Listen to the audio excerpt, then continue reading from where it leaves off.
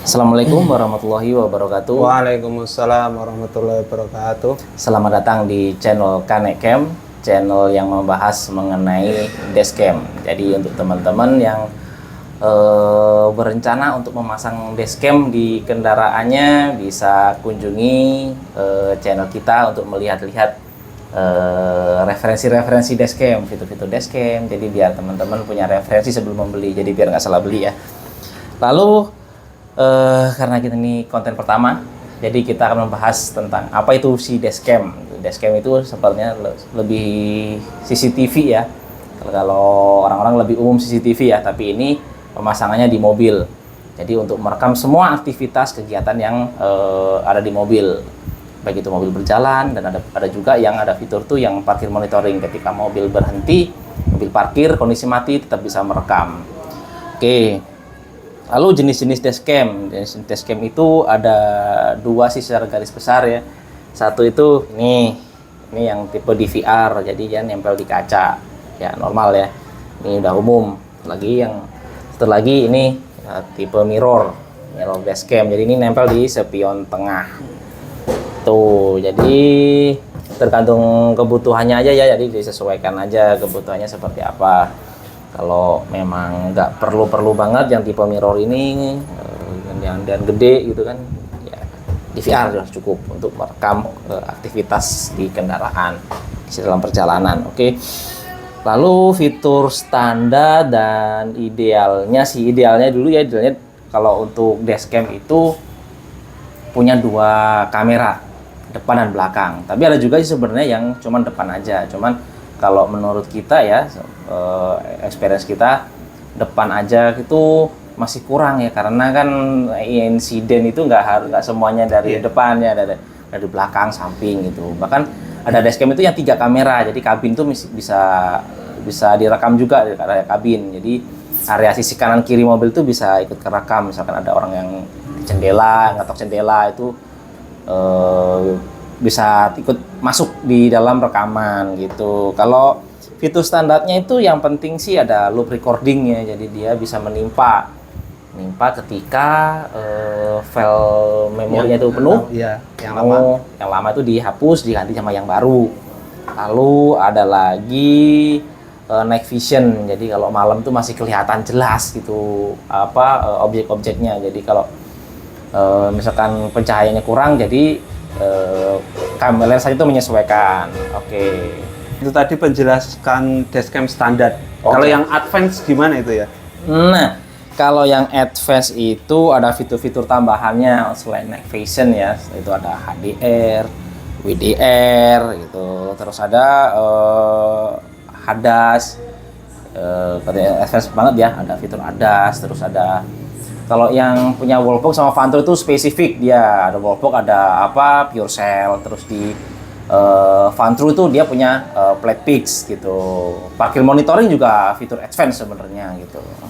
Bisa dijelasin nggak HDR itu apa, WDR itu apa, sama paling Sony Starfish itu apa kali ya? Oh iya, Sony Starfish juga ini fitur tambahan yang membuat kamera jadi lebih advance ya. HDR ya? HDR itu lebih ke dia high dynamic range ya. Dia meningkatkan detail di area-area gelap. Jadi misalkan teman-teman mengendarai di area yang gelap, terowongan, atau di malam hari yang nggak ada kurang pencahayaan.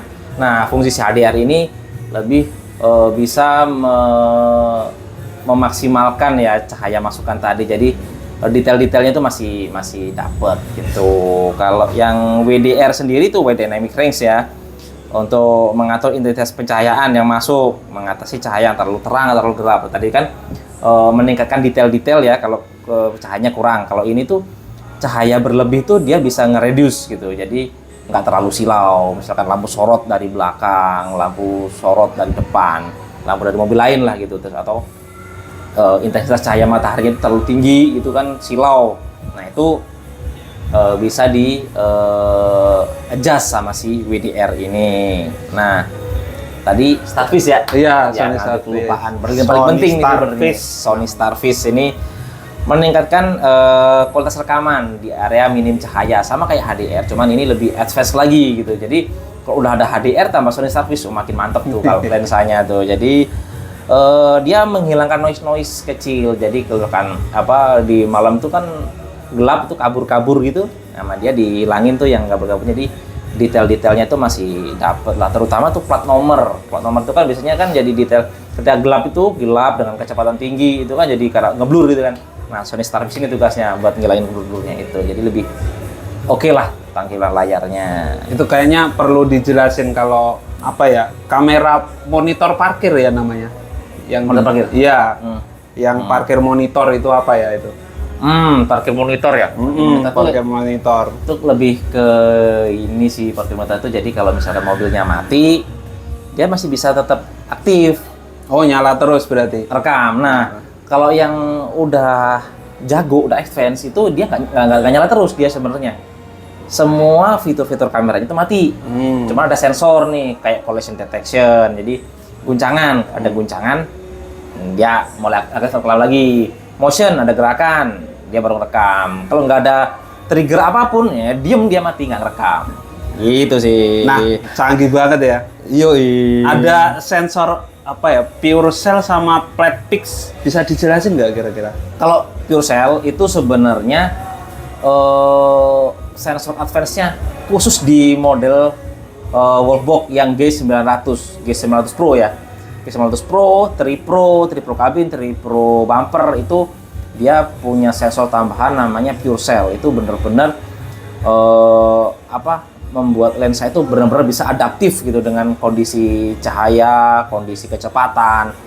Terus apalagi Wolfbox ini didesain untuk yang off-road ya, off-road. Jadi yang kaclup ke air, terus off-roadnya juga berdebu atau apa. Nah, ini bisa mengoptimalkan itu, lebih advance lagi.